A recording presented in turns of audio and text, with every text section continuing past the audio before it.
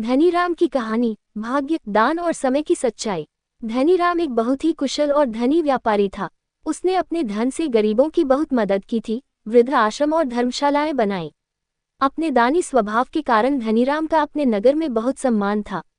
धनीराम ने अपनी बेटी की शादी एक बहुत बड़े घर में कर दी, लेकिन उसकी बेटी के भाग्य में सुख नहीं था। शादी के बाद पता चला कि उसका पति शराबी और जुआरी था। बेटी को दिया हुआ सारा धन उसके पति ने जुए में समाप्त कर दिया। अब उनकी बेटी बहुत ही गरीबों की जिंदगी जी रही थी।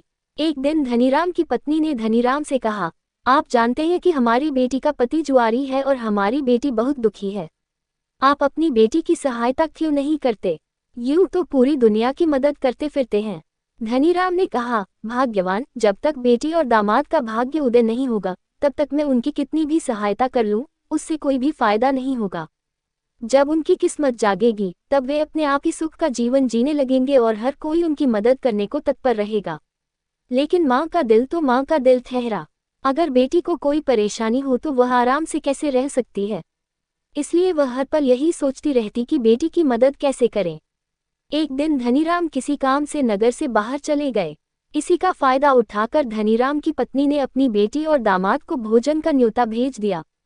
शाम होते होते बेटी और दामाद धनीराम के घर भोजन के लिए आ गए।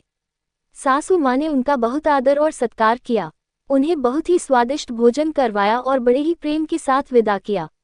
जाते जाते एक टोकरी भरकर मोतीचूर के लड्डू भी भेंट स्वरूप अपने दामाद को दे दिए।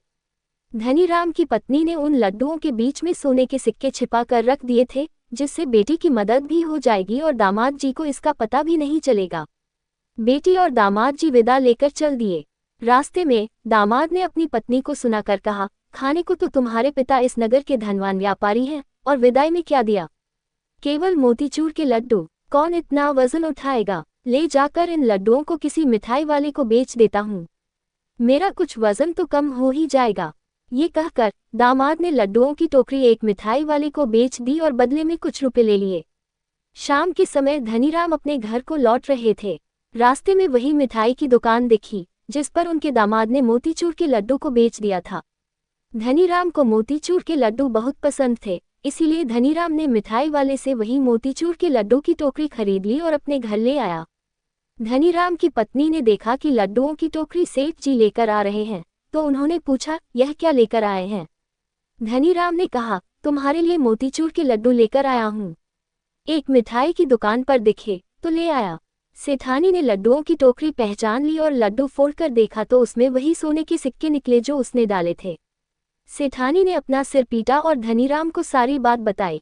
धनीराम ने अपनी पत्नी को समझाया, जब तक भगवान किसी के भाग्य को नहीं जगाता तब तक उसका भाग्य नहीं जागता, फिर चाहे कोई भी कितना ही प्रयास क्यों न कर ले। देखो, ये तुम्हारी सोने के सिक्के वापस तुम्हारे पास ही आ गई, क्योंकि ये सिक्के न तो तुम्हारी बेटी दामाद के भाग्य में थे और न ही मिठाई वाले के भाग्य में।